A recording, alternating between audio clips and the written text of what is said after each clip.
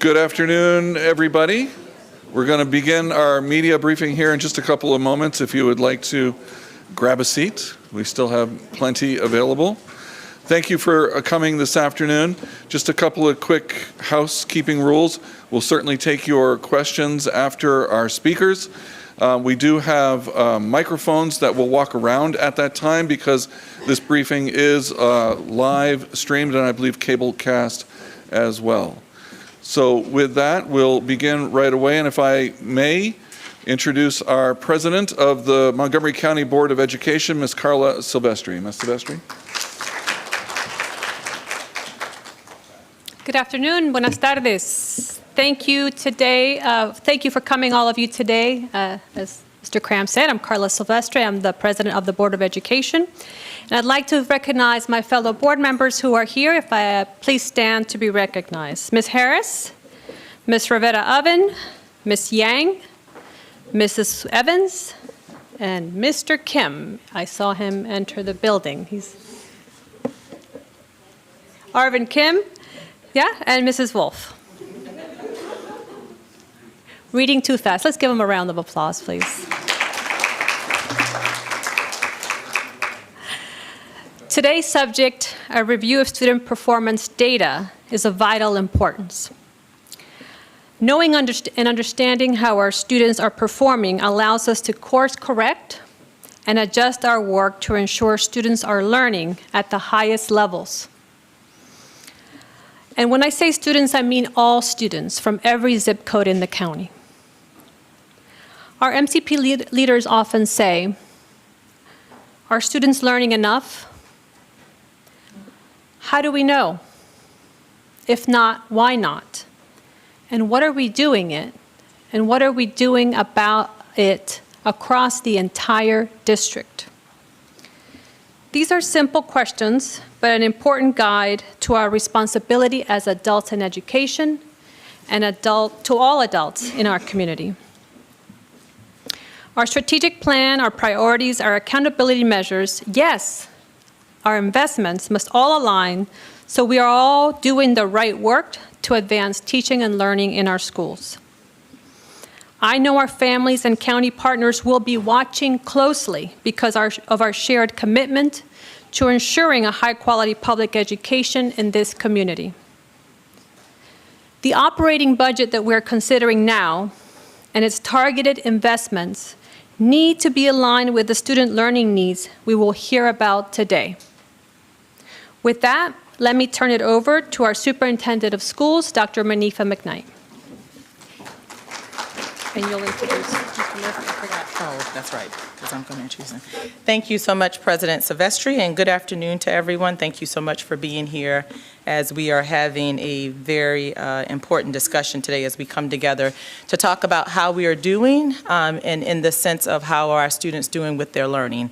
We've had much conversation over the past few years of making the commitment to our students and to our community that we are a learning institution and that although we were impacted by COVID-19, this still continues to remain our #1 priority. Our Board of Education's first priority in the strategic plan is academic excellence.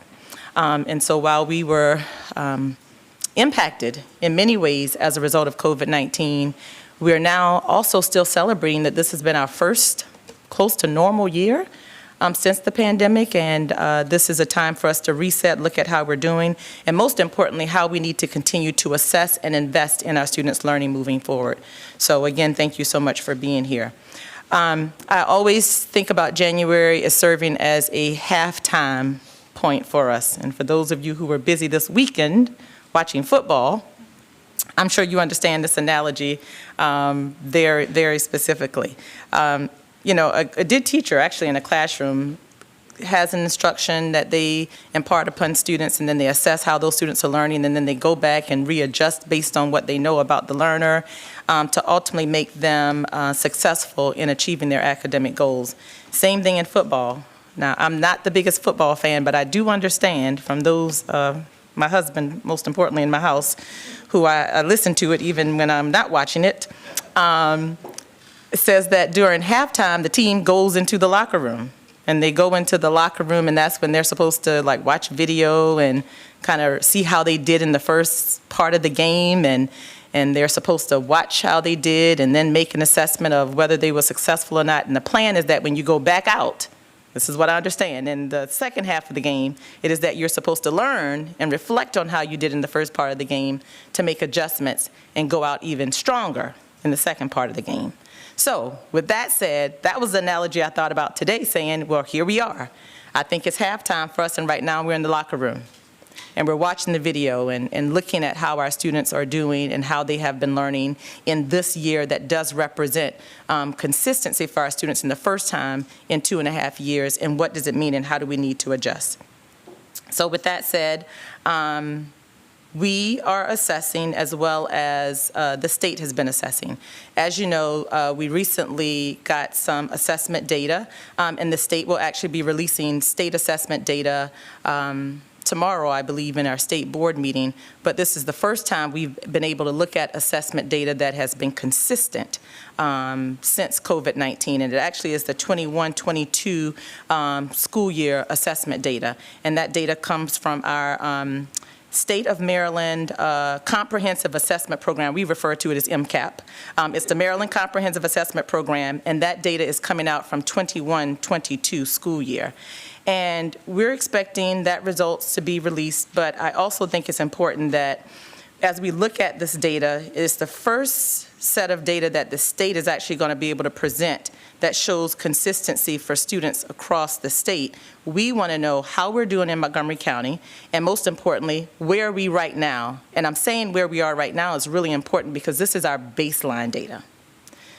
21-22 school year, although it was not, in most circumstances, a normal school year, it was the first year that we were able to return for in-person learning for a majority of the year. And so that's why I define that school year data as our baseline data. And it's a starting point for us to really look at how our students are doing and what we're going to do moving forward in regards to their learning. Earlier, our president from the Board of Education, Ms. Silvestri, mentioned our key questions that we continue to ask ourselves, and we know that our teachers respond to the same questions in the classroom as they're reflecting on how students are learning. We don't just wait for the state assessment data to come up for us to respond to that, but we do work with our teachers and support them in looking at that student data every single day in the classroom so that we can be responsive in the meantime. And the questions that we continue to rely on is exactly what she said earlier, which is I get so excited that we're all saying this in unison, but, you know, are our students learning? That's the first question that we ask. Are they learning enough? And then how do we know it?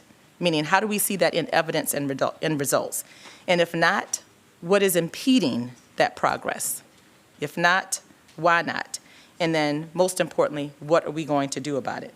So these are questions that our teachers use in the classroom and looking at how our students are performing, and questions we ask ourselves when we look at the data from the district level.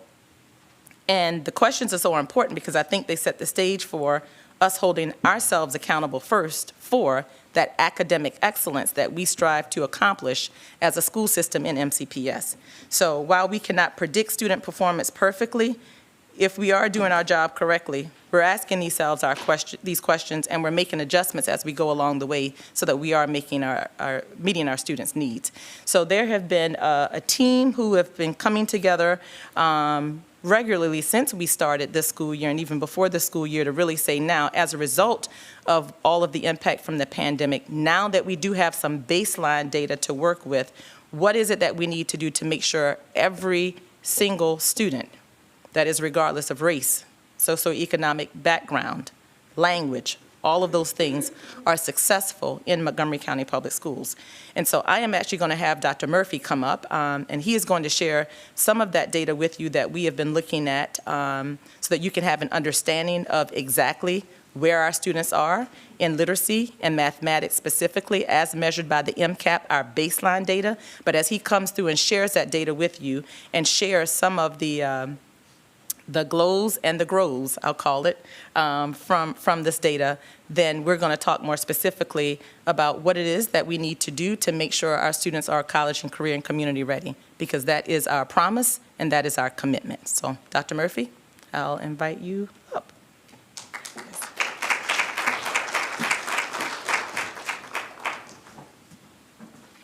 Thank you, Dr. McKnight and Chairman Silvestri. I appreciate it, and good afternoon, everyone.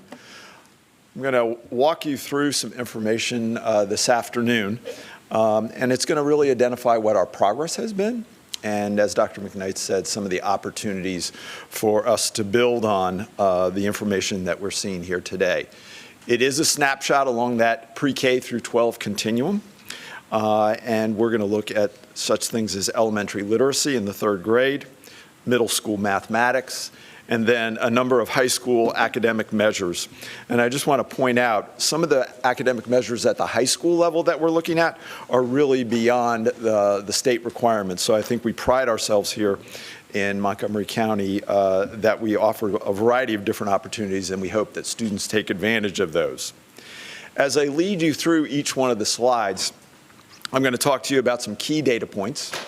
I'm going to also identify areas that we've been successful in or we made progress, areas also for opportunities for improvements, and then finally talk a little bit about next steps, which in some cases are connected directly to the FY24 budget.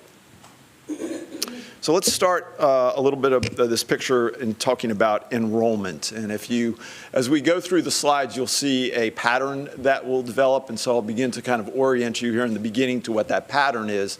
And then as we move through those, you'll begin to see that. We designate across the bottom of the chart the years. The dark blue bar is the aggregate or the total. And then on this particular slide, we've got this broken down by race and ethnicity. You're going to see another slide on some of the presentation that looks at services provided, and those services include special education, language services, or free and reduced lunch. And we'll kind of look through the information with both of those lenses. But for the sake of this particular indicator with enrollment, I do want to point out to you that in 2021, we were at a high point with over 165,000 students. We also recognize that we've seen a decline over the past 2 years with enrollment, but we're also happy to see that it's ticking up with over 2,300 students this year in 2023. And we've interpreted that, or we see that as a positive sign. Our community is returning to our public schools. They believe in what we're doing. And if we dig into the information a little bit further, we're also seeing increases in the number of Hispanic and Latino students that we're serving within the district. So where do we go from here? What are some next steps or areas for improvement? Well, we want to actually see continued increases in enrollment, but that's going to be through an effort of reaching out to families and making those connections, especially making those connections at a very early age. We also know, as part of the Maryland Blueprint, but as well as in our FY24 budget, that we are beginning to add pre-K enrollment, and we want to continue to see that kind of grow as we move forward. If we begin to look forward to what the projections are for next year, we are forecasting an increase of just slightly over 1,900 students. So again, we're seeing the enrollment return to the rates that it was pre-2019, and those are pretty positive signs for us. All right, let's move on now, and we're going to talk about 3rd grade literacy. And as Dr. McKnight said, we use an assessment to determine the reading levels of students, and we assign them a Lexile score.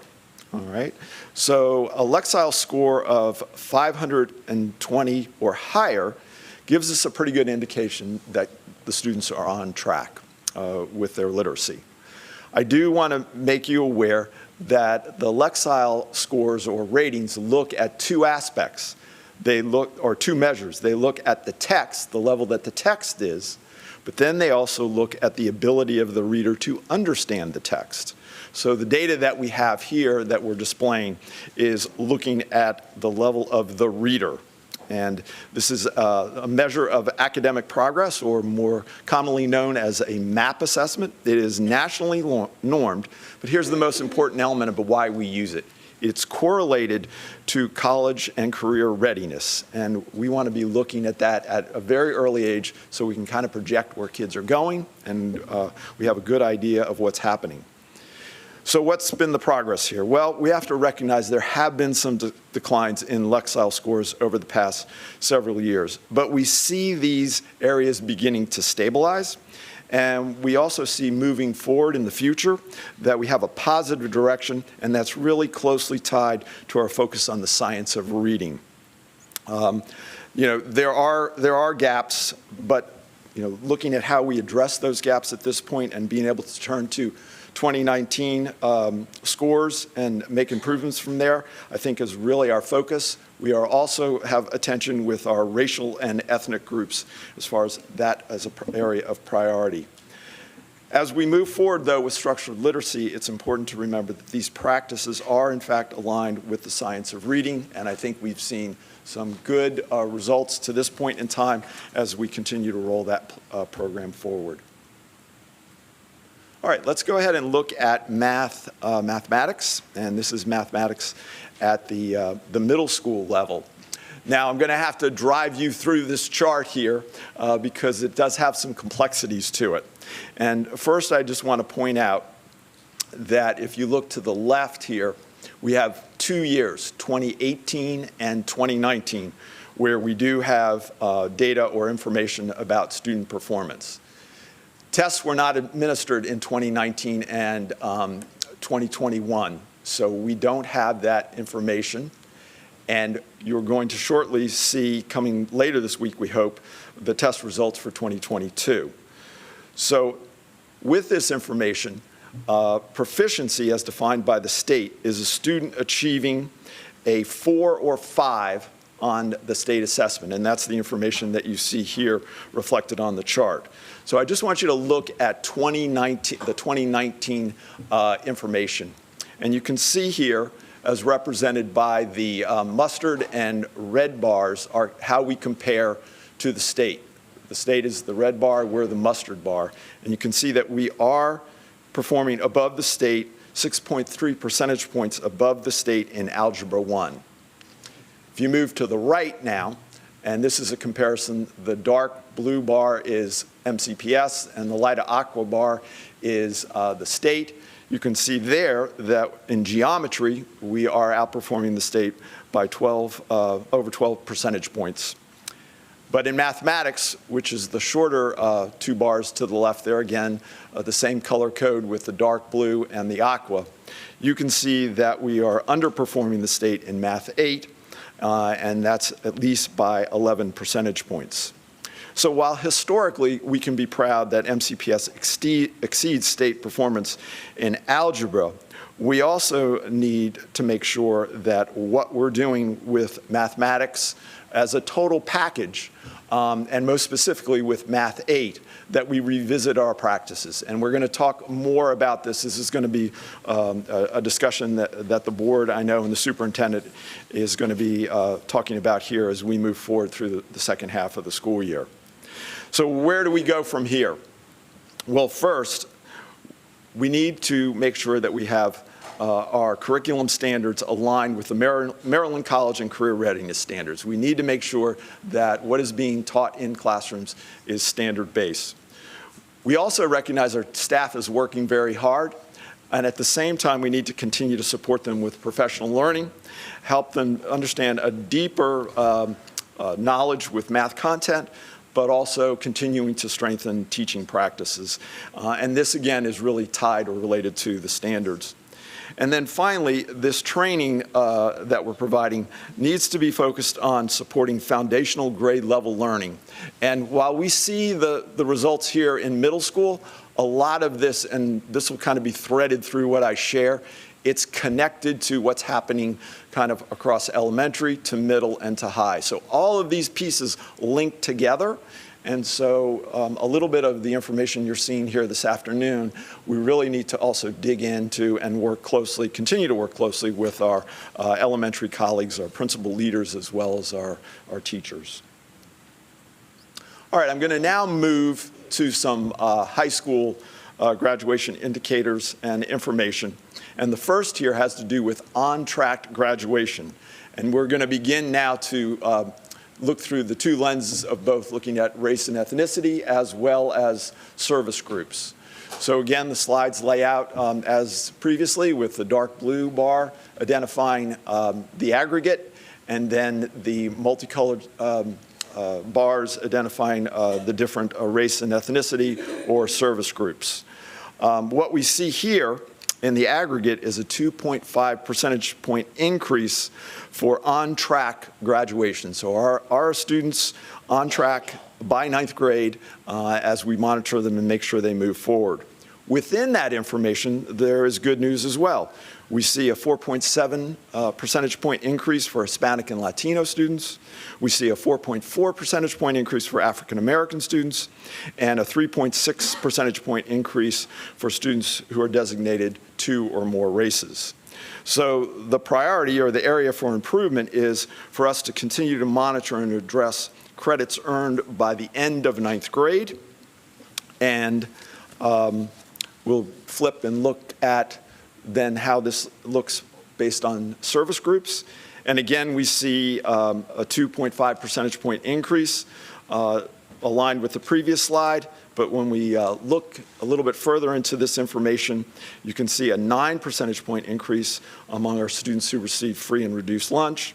And also, we are seeing increases for students who receive language services and special education.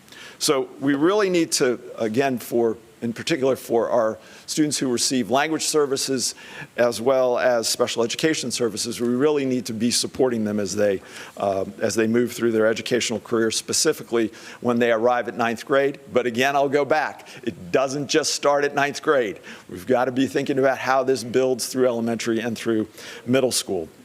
So the action we'll be taking is we are going to be required to implement a 9th grade tracking system. I'm happy to tell you that MCPS already has a system in place, and we're going to continue to build and enhance upon that. And that's to ensure that all of our 9th graders are on track for graduation. And we also looked at if there are chances for either credit recovery or continual support to happen. We're going to be putting those in place as well. All right, now we want to shift to 4-year adjusted graduation rate. And again, we'll look through this by race and ethnicity and services that provided. And we see here an increase of 2.4 percentage points since 2019. We are also seeing a 2.3 percentage point increase for African American students and a 7.9 percentage point increase for Hispanic and Latino students. One of the things that we are talking about is that we need to see all of our high schools achieve a graduation rate of 90% or higher. And we have those plans that I'll talk a little bit about here in a minute already in place. When we shift again to look at service groups, some of the highlights are we see a 2.3 percentage point increase for students who are receiving language services and an 8.2 percentage point increase for students receiving special education services since 2019. So I just want to highlight those two examples here because I think they reinforce, one, that we are monitoring our 9th graders to ensure that they are on track, and two, providing additional opportunities, as I mentioned, so they can either attain credit recovery and then be able to maintain on track toward graduation. As we look at this, the priority is among students receiving services, these multiple services in the districts, so they can attain the district average. And the ongoing monitoring here, I think, not only to meet those graduation goals, but also the mastery of the content and the standards continue to be our priority as we move forward. So I think it's always important as well to benchmark. Benchmark against your peers, benchmark against national information, and also benchmark against yourself. So the next slide here looks at graduation rate comparisons. And here we're benchmarking against the Maryland state at the aggregate. And you can see by this information over the past 3 years that we are exceeding the graduation rates across the state. But the nice thing about this graph is that it continues to move in a very positive direction from 1.8 percentage points in 19 to over 4 percentage points in 2021. So a good indication here is how we're comparing ourselves with our peers. All right, I'm going to move on now and talk about AP Access. And again, this is providing students with the opportunity to access these more rigorous courses, and this is one example that we have here for you this afternoon. But you can see in 2020 to 2021, we've seen a decline in participation. So that is something that we're going to begin to focus on. However, when we look at the 22 information, there are trends that this is moving in the right direction with more students availing themselves to take tests. I also want to sensitize you to the fact that while we have seen a decrease in the number of students taking AP exams, some of the increases that you're seeing here in 2022 are a result of students who are taking multiple exams. So we've got to make a recognition or acknowledge that. When we then look at our service groups and how they're doing, one of the highlights that I think we see here is students who are receiving free and reduced lunch have really made a sharp increase of over 1,300 of them taking exams. And then we also see, if you look across just the whole continuum, that students who are receiving special education services have more than doubled the exams that they're taking. So again, I sensitize you, we're looking within the information here who those students are, and then also realizing how can we increase, if students are not taking advantage of that opportunity, what do we need to do to encourage them? So actions, or what next steps would be? Well, first, funding for advanced placement and international baccalaureate fees are in the budget and part of the Maryland blueprint to increase opportunities for students. It's something that I think Montgomery County believes in, but it's also something that the state believes in. And I will reinforce the fact that we need to continue to look at academic planning, and that academic planning needs to focus on middle and high school students to get those building blocks in place and begin to prepare students to be able to take those more rigorous courses. So we're going to continue to work with our counselors, continue to work with our school-based principals, continue to work with our teachers to make that happen. Then we'll look at a performance measure here, and that's around AP performance. And with AP performance, if a student is able to achieve a score of 3 or above, they're usually eligible for college credit on the exam. And so we see this as an important value for parents, especially as their children may be considering or going off to post-secondary opportunities, and really part of that post-secondary plan. So what do we see in this information that has value? Well, we see a 4.1 percentage point increase from 21 to 22 for students who have earned a 3 or higher, and that's all MCPS students. So again, that's the two dark blue bars there that you see. We also, when you look inside the information, as related to the different ethnic and race groups, we see a 6.2 percentage point increase for Hispanic and Latinos students, a 5.5 percentage point increase for African Americans, a 4.8 percentage point among our white students, and a 3.3 percentage point increase for our Asian students. When we then look at the same information broken out by service groups, we are seeing from 2021 to 2022, we are seeing a 6.5 percentage point increase among students who are eligible for free and reduced meals. You can kind of see a little bit of variation, but I think, it's going to be looking at this information is going to give us a better idea to how to get a handle on what some potential next steps can be. There are disparities, and I think we need to recognize that among performance with our racial and ethnic and service groups. So again, that will be the priority, as I mentioned. And as we continue at the elementary and middle school levels to build and prepare to invest in that rigorous coursework, it really goes back to building those foundational skills, and that's preparing them at the elementary and middle school levels. All right, we're going to transition to another opportunity that students have to earn career and technical credit. And so I'm going to give you some more definitional terms that I want to share with you.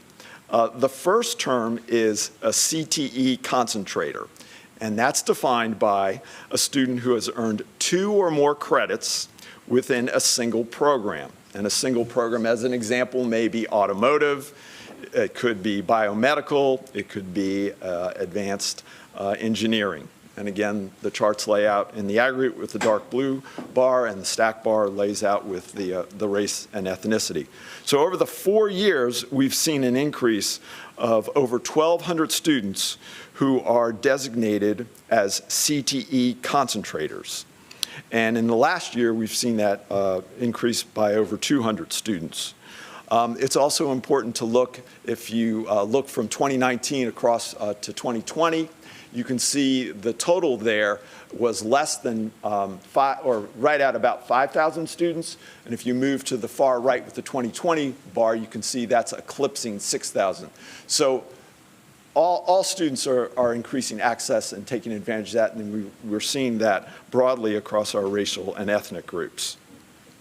So let's, though, talk a little bit now about completers and what's the difference between someone who's designated as concentrating and someone that's a completer.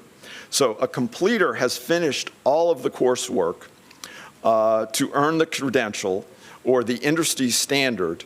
And again, examples of that may be biomedical, certified nurse assistants, or plumbing. So while the good news here is great, more concentrators or more folks, we want to set the next level on the bar to say we need to get more completers. And when we now move to looking at the same information by service groups, we see that there has been a 552 increase of CTE concentrators, and that's most specifically among students who've been designated who receive free and reduced lunch. And then we can generally see some positive gains, as was reflected in the other information over the past 4 years. And I think we need to look at how we're going to continue to support specifically students who are receiving special education services and language services as evidence of what this information is telling us at this point. So what are some of the actions in relationship to what is either being done or what we see that needs to happen? Well, first, we have 2 pretty strong programs at Edison and Seneca Valley, and we need to continue to build those programs out. They are huge assets to us.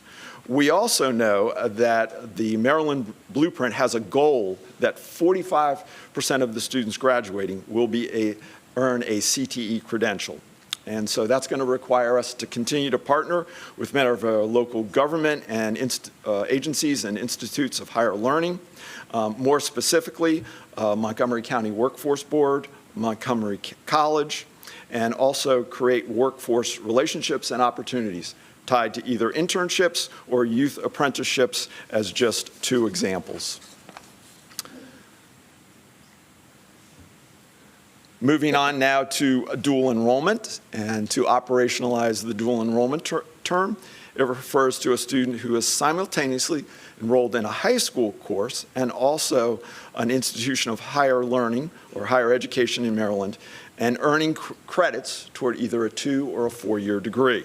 So let's look at some of the progress that we've seen over the past 4 years, and we've seen an increase of approximately 610 students who are accessing dual enrollment coursework, and this is more than doubled within the 4-year time period.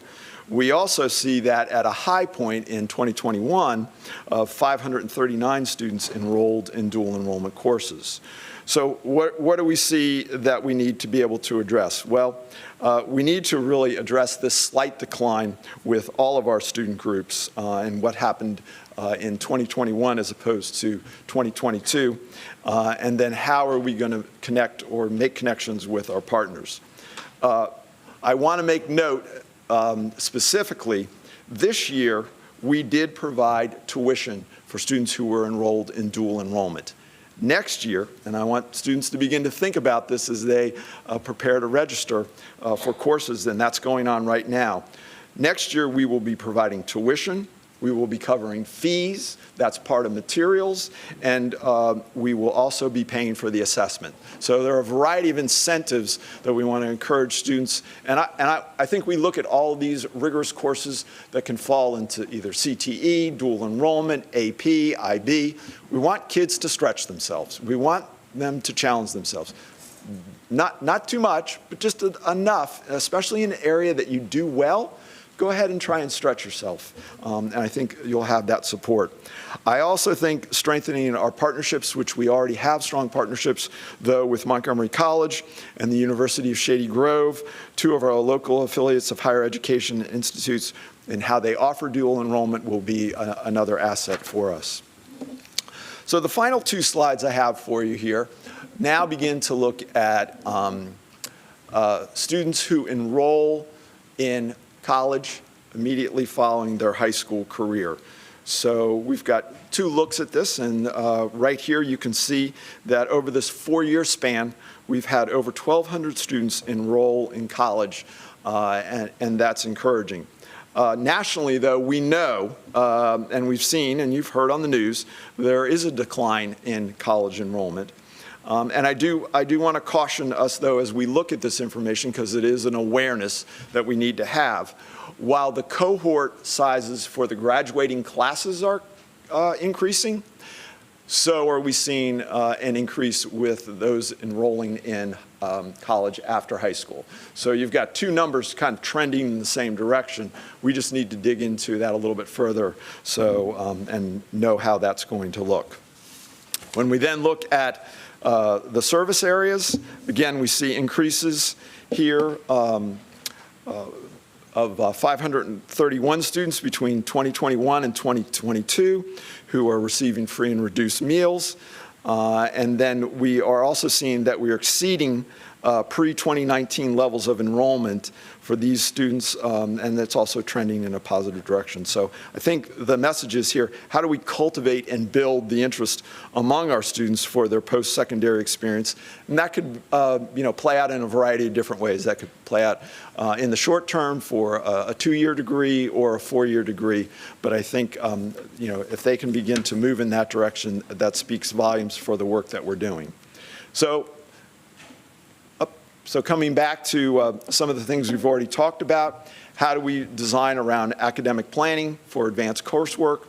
How do we expand already a program that we have in place, College Tracks, which is currently at 5 of our schools, and we're looking to expand that, and that is in the FY24 budget.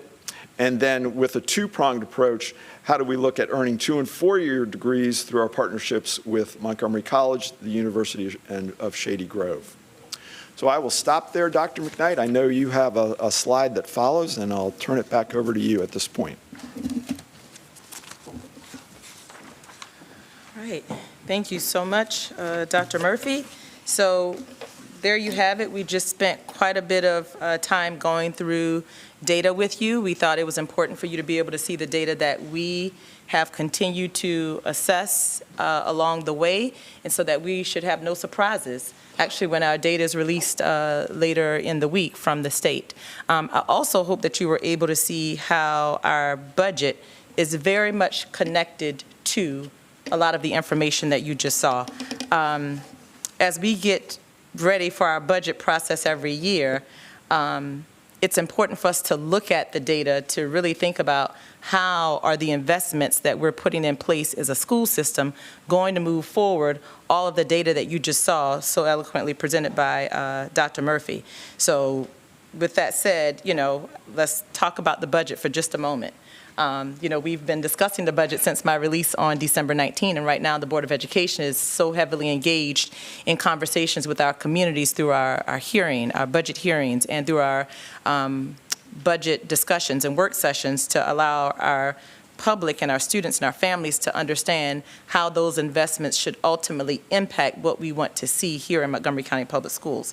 So as we think about what we're doing about the data, the first place I turn to is that $3.15 billion budget proposal that was presented to the Board of Education. And that is an 8% increase, as I have shared, but we need that funding to increase the student performance. Yes, we saw much data that does say in MCPS we have been able to at least hold steady in areas like literacy. We have a lot of work to do in mathematics. We have been able to make some strong trajectory in the positive way in terms of students taking AP courses.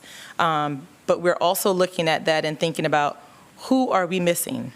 Who's continuing to excel in those areas, and how do we support those who need more support from us, and how do we individualize that for our students?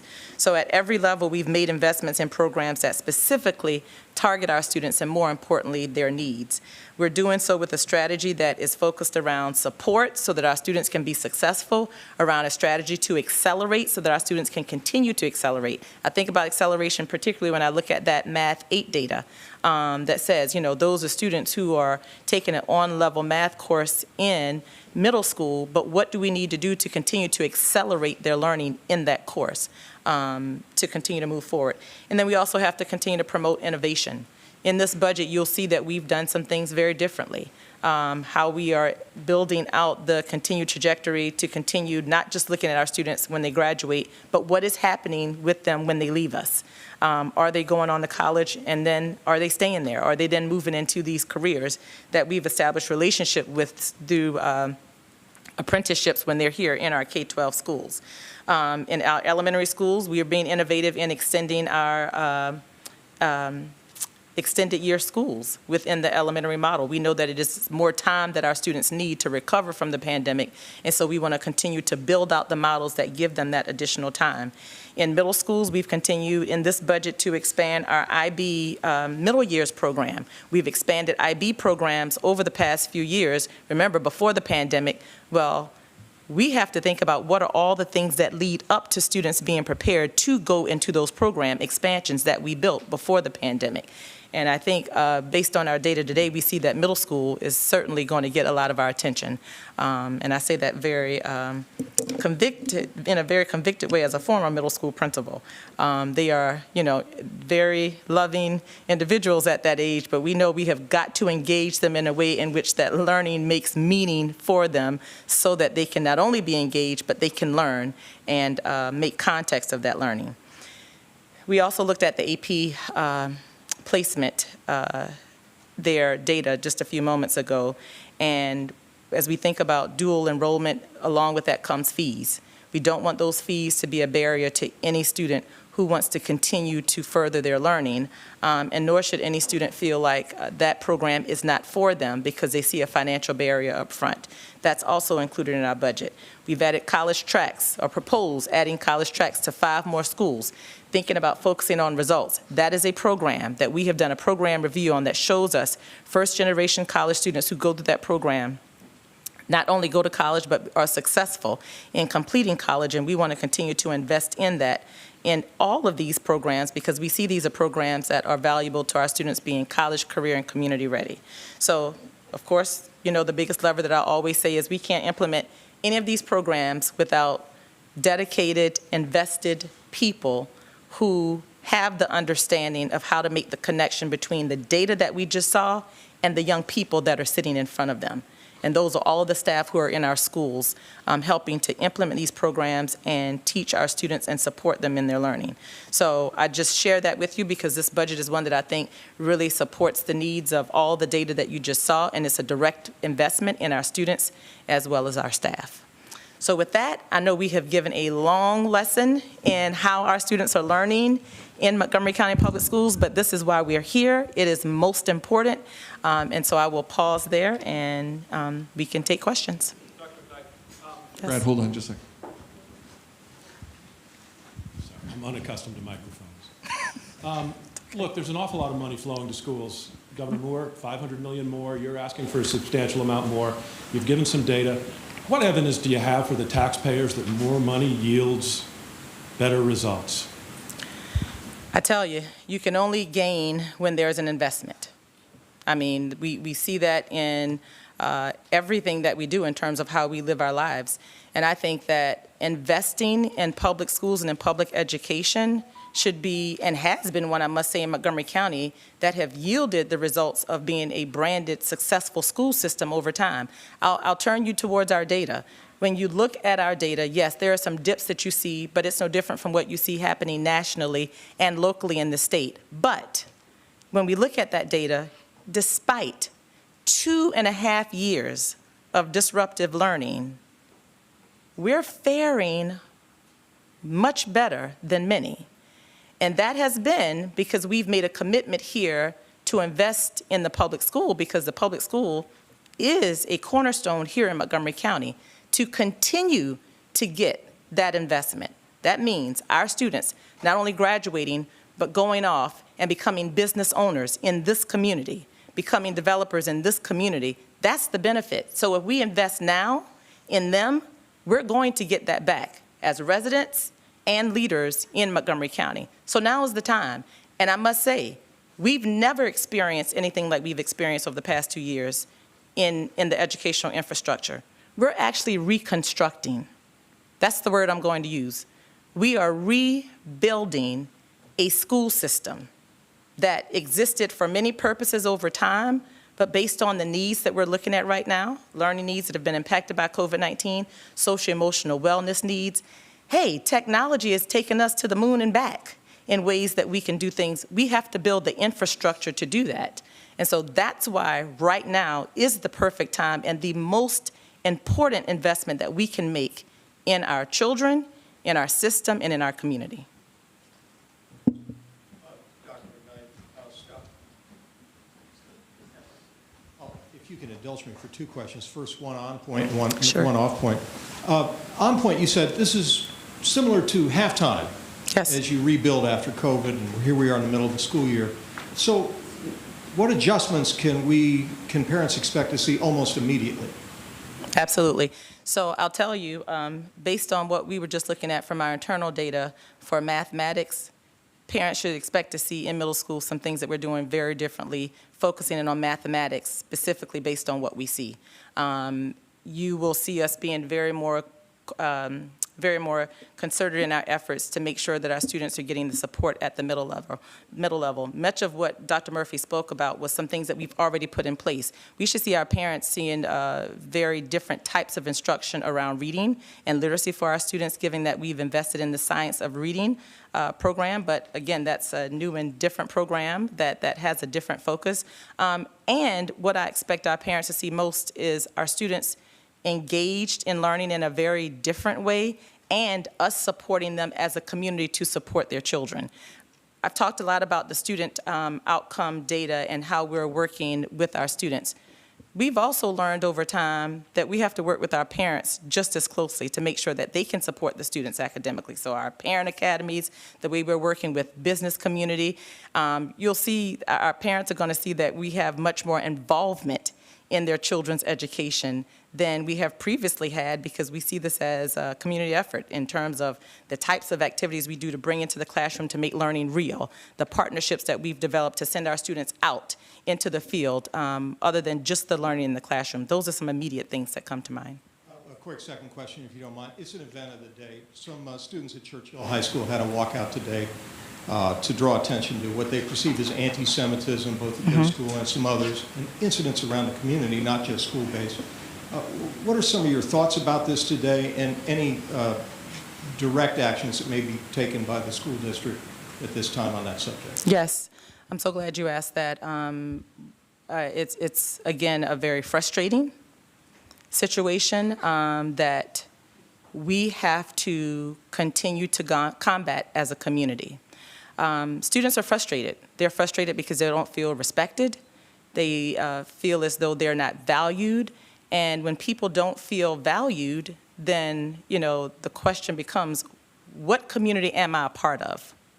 And so the school system takes that seriously. We have condoned any acts of anti-Semitism, and we will continue to do that. We have consistently worked, not just within, but with many of our community partners to help us combat this in different ways, through different activities that we bring community members out to engage in. Our Jewish Community Relations Council is one. We work very closely with them because we're going to have to take the frustration and work with our students on the frustration that they're feeling every single time one of these incidents happen.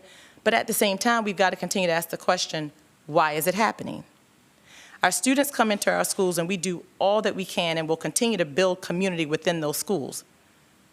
But they're not in those schools 24 hours a day. There are conversations that have to happen at home. There are conversations that have to happen in many other places that speak to the respect of difference and the acceptance of difference within our community.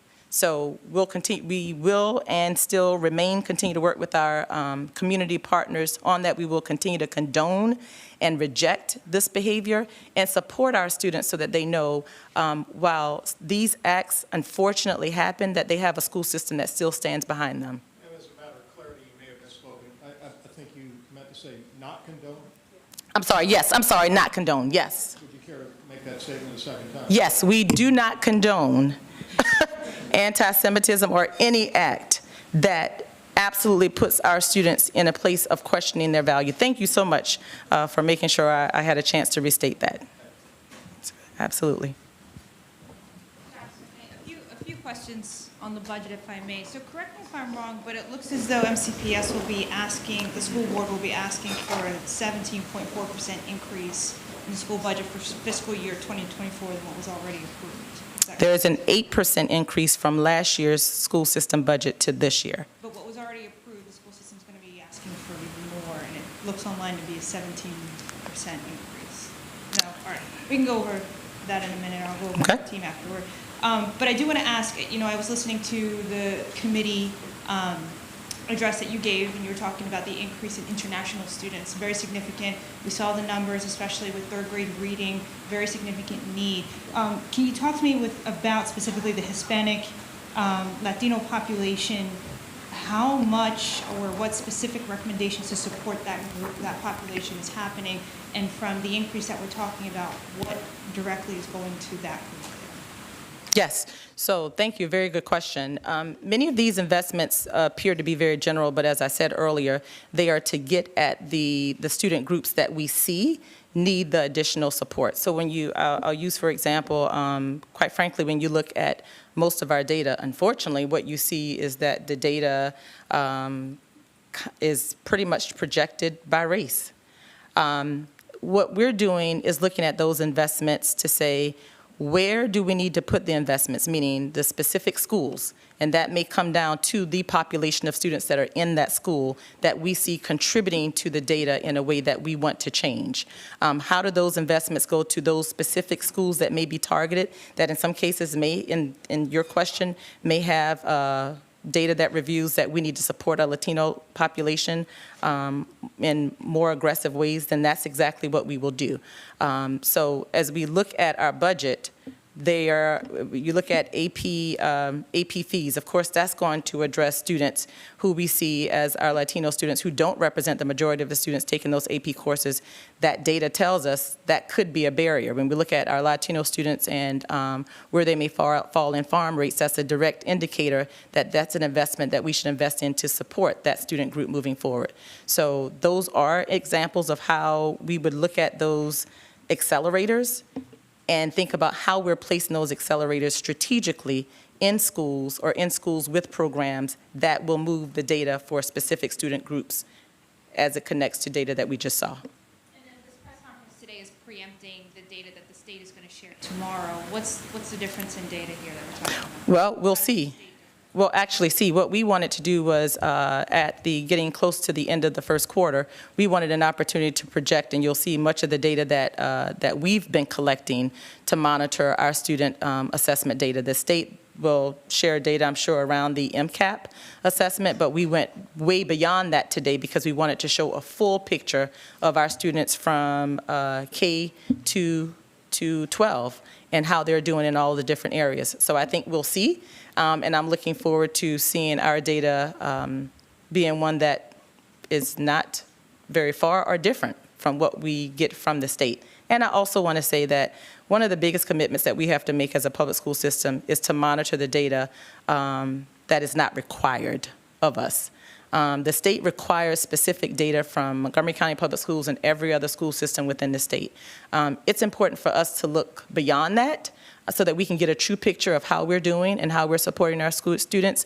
I'll just foreshadow for you one of the data points that we're looking at continuing to roll out is our post-graduation data, which means in those specific student groups who go into college or into a career field, how successful are they? Because we actually want to be able to come back and say, based on how successful they are when they lead us, there is much indication for what we should do when they're in the school system. So that's just one example of us continuing to dig in and look at data beyond what is required. Could you indulge me for one more? Sure. Either in the transition or since the inauguration, have you had a chance to talk with Governor Moore? If so, what did you tell him? Or if you haven't spoken to him, what's your message to him today? Yes, that's a great question. So one, I have not had the opportunity to speak to the governor. Given the opportunity, I definitely do have my elevator speech.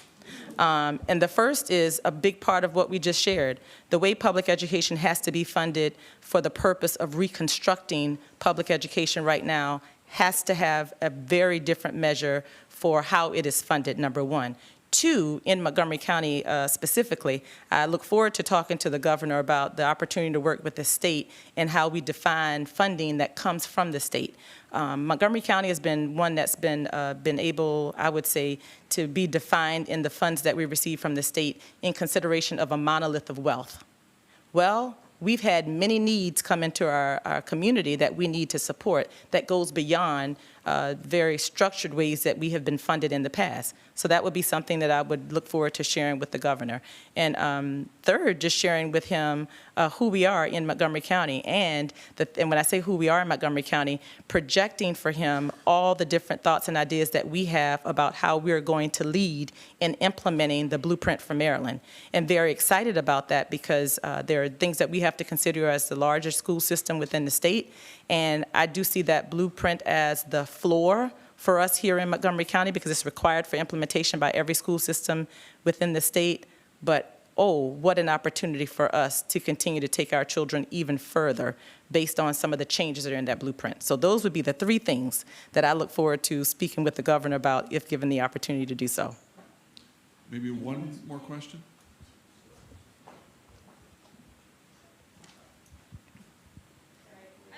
What is the most significant need that has to be funded now that wasn't funded in the past? Any needs? Wow, well, that would be a difficult question to ask me because the budget that I propose takes into consideration every single thing that's listed there as urgent. I have to tell you that. You'll see that the biggest part of our investment is in staff. That's necessary. We cannot implement any of these programs. We cannot implement anything with fidelity unless we have supportive, caring individuals who are able to bring our students to school through transportation, to teach them when they're in school, and to give them the additional support that they need. Being the largest school system in the state, again, we're always going to have to require, we're going to have to recruit more staff. We're going to have to train more staff. And we're going to have to help them have a balance of work-life balance, and that means live in Montgomery County.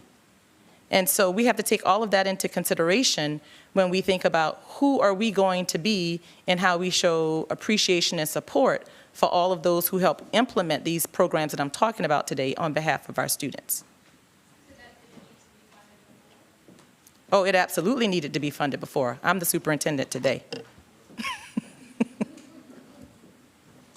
One more. Sorry, you need to get a camera and be in the back. Can you just explain briefly the new reading program and the new reading idea, the way you're going to teach writing literacy? Yes. So actually, I'll have Ms. Hazel. Why don't you come on up? Ms. Hazel is our associate superintendent of in the Office of Curriculum and Instruction. And actually, we've had the opportunity to do some research over the last couple of years to really think about what are the reading programs that we have seen happen across the nation that really do support students with needs and significant needs, and thinking about what we were going to need to do after COVID-19, science of reading was one that had so much research that supported it. So I'll let her talk to you about some specifics about it. Thank you very much. Yes, so we have been studying the science of reading. Structured literacy is what we call it, that falls under the science of reading. And it is an approach that focuses for our primary students in kindergarten through grade 2 right now, and we are going to continue that focus as we go in the elementary levels. But it focuses on phonemic awareness, phonics, vocabulary, fluency, and comprehension. And so we are having students take dedicated time during their reading block to focus on all of those components of reading. Ms. Hazel, would you tell everybody your name and your title, please? Nikki Hazel, Associate Superintendent, Curriculum and Instructional Program. All right, thank you, everybody. We appreciate you coming today. All right. Thank you, Ms. Hazel. Have a good afternoon, everyone. Thank you so much.